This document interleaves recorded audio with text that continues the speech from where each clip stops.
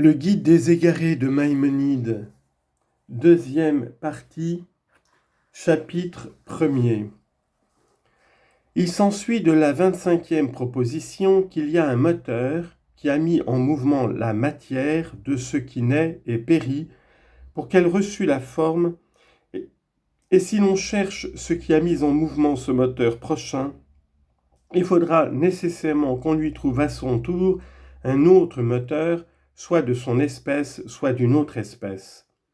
Car le mouvement se trouve dans les 4 catégories auxquelles on applique en général le terme de mouvement, ainsi que nous l'avons dit dans la 4e proposition. Mais cela ne peut pas se continuer à l'infini, comme nous l'avons dit dans la 3e proposition.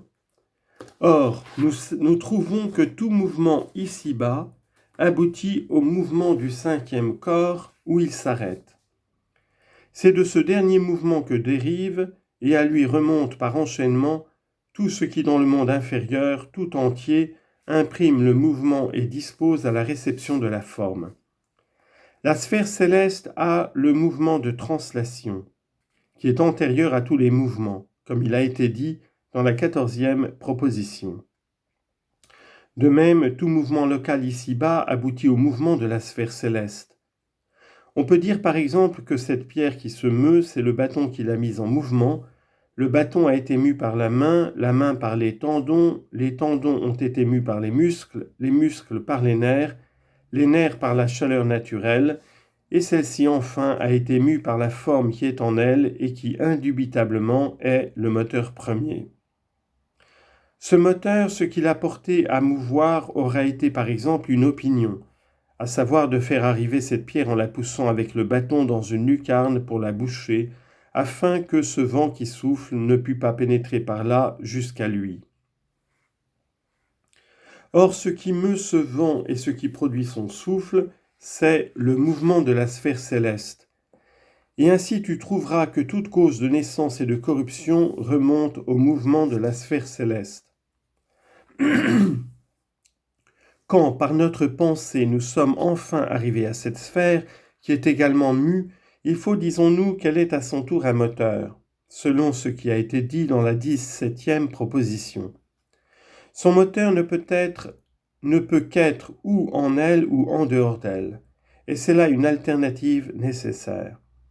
S'il est en dehors d'elle, il doit nécessairement être ou corporel ou incorporel. En ce dernier cas, cependant, on ne dirait pas qu'il est en dehors d'elle, mais on dirait qu'il est séparé d'elle. Car de ce qui est incorporel, on ne dit que par extension qu'il est en dehors du corps. Si son moteur, je veux dire celui de la sphère, est en elle, il ne peut qu'être ou bien une force répandue en tout son corps et divisible en même temps que ce dernier, comme la chaleur dans le feu, ou bien une force située en lui, mais indivisible, comme l'âme et l'intelligence, ainsi qu'il a été dit dans la 10e proposition.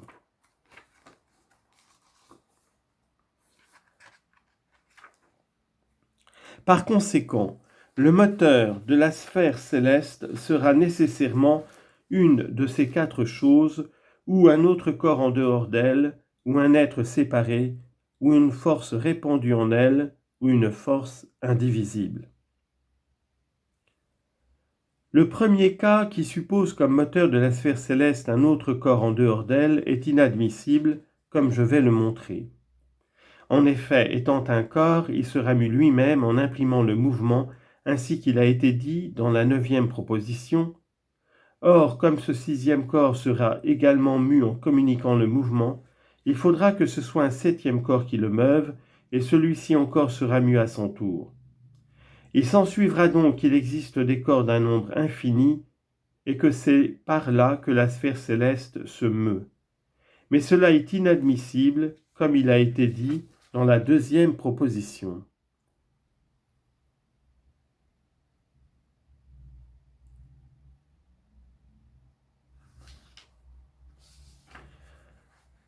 Le 3e cas, qui suppose comme moteur de la sphère céleste une force répandue en elle, est également inadmissible, comme je vais le montrer. En effet, la sphère étant un corps est nécessairement finie, comme il résulte de la première proposition. Sa force sera donc également finie, comme le dit la 12e, et elle se divisera donc par sa division, c'est-à-dire par la division du corps, comme le dit la 11e. Elle ne pourra donc pas imprimer un mouvement qui, comme nous l'avons posé dans la 26e proposition, serait infini. Quant au 4e cas, qui suppose comme moteur de la sphère céleste une force indivisible qui serait en elle, comme par exemple l'âme humaine est dans l'homme, il est également inadmissible que ce moteur seul soit la cause du mouvement perpétuel, bien qu'il s'agisse d'une force indivisible. En effet, si c'était là son moteur premier, ce moteur cependant serait mu lui-même accidentellement, comme il a été dit dans la 6e proposition. Mais j'ajoute ici une explication. Lorsque par exemple l'homme est mu par son âme qui est sa forme, pour monter de la maison au pavillon supérieur, c'est son corps qui est mu essentiellement, et l'âme est le moteur premier essentiel. Mais cette dernière est mue accidentellement, car quand le corps se transporte de la maison au pavillon, l'âme qui était dans la maison se transporte également et se trouve ensuite dans le pavillon.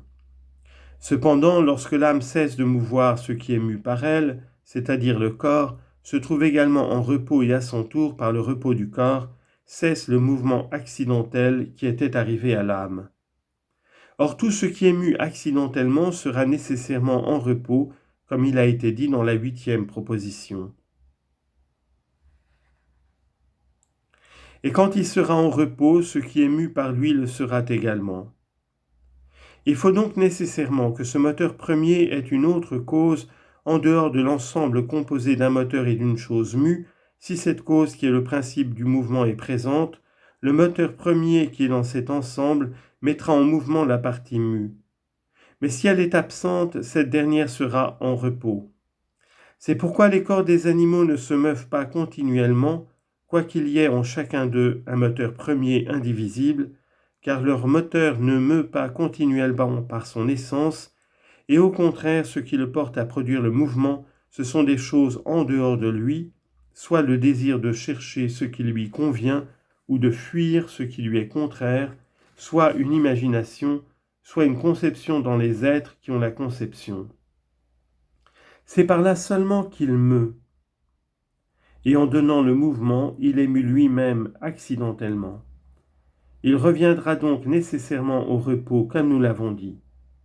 Par conséquent, si le moteur de la sphère céleste se trouvait en elle de cette manière, il ne serait pas possible qu'elle eût un mouvement perpétuel.